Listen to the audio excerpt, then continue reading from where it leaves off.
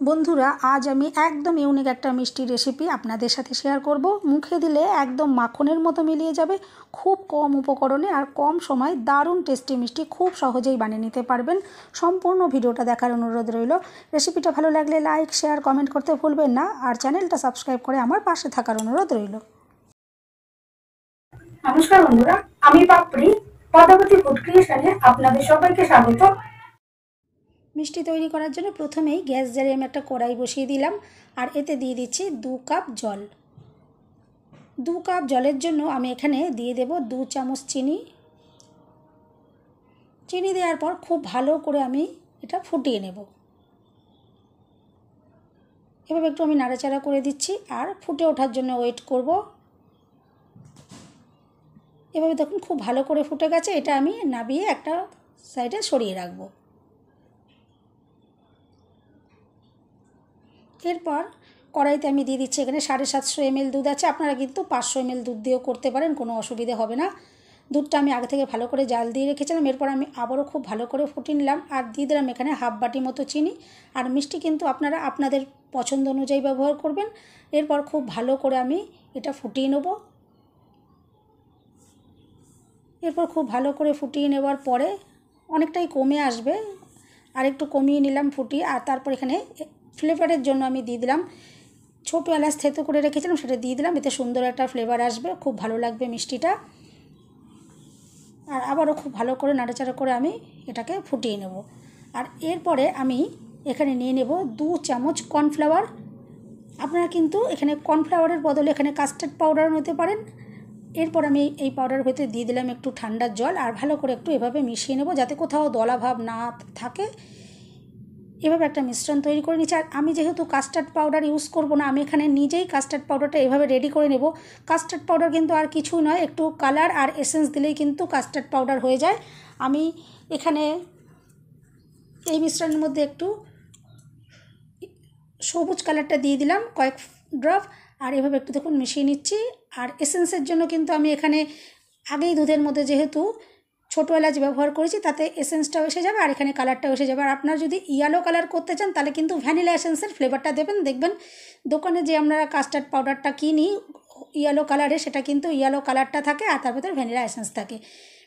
এভাবে দেখুন আমি হোমমেড কাস্টার্ড পাউডার রেডি করে নিলাম। আর আমি গ্যাসের ফ্লেম কমিয়ে কাস্টার্ড পাউডারটা এর সাথে মিশিয়ে দিলাম এভাবে। আর 3 থেকে 4 মিনিট খুব ভালো করে এভাবে লো ফ্লেমে নাড়াচাড়া করে এটাকে ভালো করে রান্না করে নিতে হবে, যাতে যে আমি কর্নফ্লাওয়ারটা দিয়েছি তার কাঁচা কোনো রকমের গন্ধ না থাকে।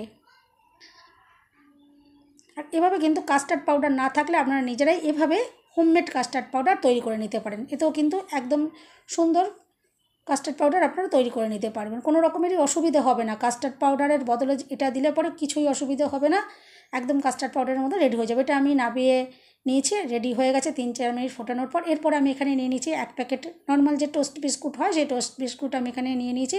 কিন্তু পুরো প্যাকেটটা লাগবে না, আমি এখান থেকে কিছুটা পরিমাণে ব্যবহার করব। আর এইভাবে কিন্তু আপনারা একবার মিষ্টিটা তৈরি করে দেখবেন, খুবই অপূর্ব অসাধারণ খেতে লাগে। না খেলে কিন্তু বিশ্বাস করতে পারবেন না। আমি কিছুটা পরিমাণে বিস্কুট এভাবে নিয়ে নিয়েছি। আর এরপর আমি এখানে নিয়ে নেব একটা কেকের মোল্ড। আপনারা কিন্তু যে কোনো থালা বাটি যে কোনো জায়গাতে এটা সেট করতে পারেন, কোনো অসুবিধা নেই। আমি এভাবে একটা চৌকো কেকের মোল্ড নিয়ে নিয়েছি আর তার ভিতরে বিস্কুটগুলো এভাবে একটু সাজিয়ে দিচ্ছি। প্রথমে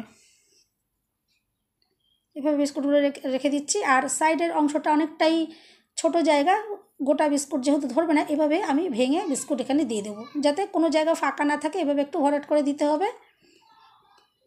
এভাবে দেখুন আমি ভরাট করে দিলাম।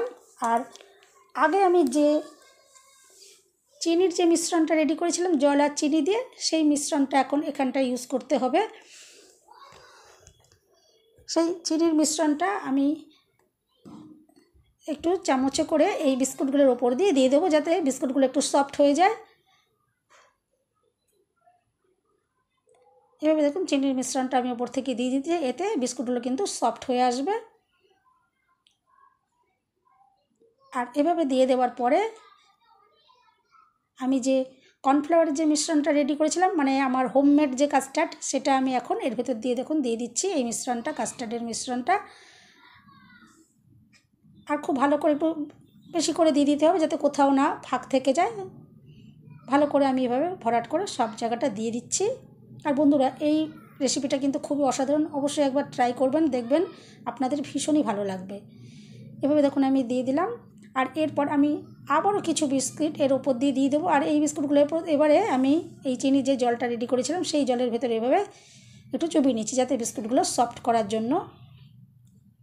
এভাবে দেখুন চিনির ওই মিশ্রণের ভেতরে আমি এভাবে দিয়ে দিচ্ছি। আর আবারও ঠিক আমি একইভাবে সুন্দর করে সাজিয়ে নেবো, এভাবে কোনো জায়গা যাতে ফাঁকা না থাকে সেরকম করে বিস্কুটগুলো দিয়ে এভাবে একটু সাজিয়ে নিতে হবে।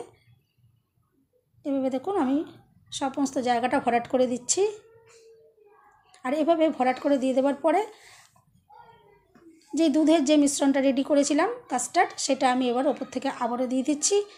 আর খুব বেশি করে ভালো করে দিয়ে দেবেন যাতে কোথাও না ফাঁক থেকে যায়।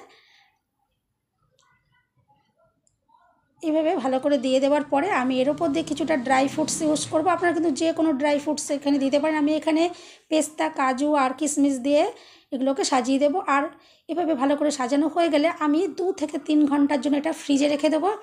2-3 ঘন্টার জন্য ফ্রিজে রাখলে কিন্তু এটা খুব ভালোভাবে সেট হয়ে যাবে, তখন এটাকে কিন্তু সুন্দর করে পিস পিস করে কেটে নেওয়া যাবে। এভাবে আমি একটু সাজিয়ে নিচ্ছি। আর এরপর আমি 2-3 ঘন্টার জন্য ফ্রিজে রেখে দেবো। আর বন্ধুরা, রেসিপিটা যদি ভালো লাগে অবশ্যই কিন্তু লাইক, শেয়ার, কমেন্ট করতে ভুলবেন না। আর চ্যানেলটা সাবস্ক্রাইব করে বেল বাটনটা ক্লিক করে রাখবেন, যাতে আমি যখনই নতুন ভিডিও আপলোড করব সঙ্গে সঙ্গে নোটিফিকেশান সবার আগে আপনি পেয়ে যাবেন। এভাবে দেখুন আমি কিশমিশগুলো দিয়ে একটু সাজিয়ে নিচ্ছি। আর সাজানো হয়ে গেলে আমি 3 ঘন্টার জন্য ফ্রিজে রেখে দেবো। আপনারা কিন্তু চাইলে বেশি করে রাখতে পারেন, কোনো অসুবিধে নেই। এরপর আমি ফ্রিজেটা রেখে দেবো। আর দেখুন এরপর ফ্রিজে রাখা হয়ে গেছে, আমি 2-3 ঘন্টা পর এটা বার করে নিয়ে এসেছি। আর এরপর আমি আপনাদেরকে কেটে দেখাচ্ছি, দেখবেন মিষ্টিগুলো কতটা সুন্দরভাবে রেডি হয়ে গেছে। আর খেতে কিন্তু খুবই অসাধারণ। অবশ্যই এইভাবে একবার আপনারা ট্রাই করবেন, দেখবেন ভীষণ ভালো লাগে। এরপর কেটে নেওয়ার পরে আমি আপনাদের এখান থেকে বার করে দেখাবো, দেখবেন কতটা সুন্দর লাগবে দেখতে। আর খেতে তো খুবই অসাধারণ, মুখে দিলে পুরো একদম মাখনের মতো লাগবে, একদম মুখের সাথে মিলিয়ে যাবে। একদিন যদি এভাবে তৈরি করে খান, বারবার কিন্তু এভাবে বানিয়ে খেতে ইচ্ছা করবে।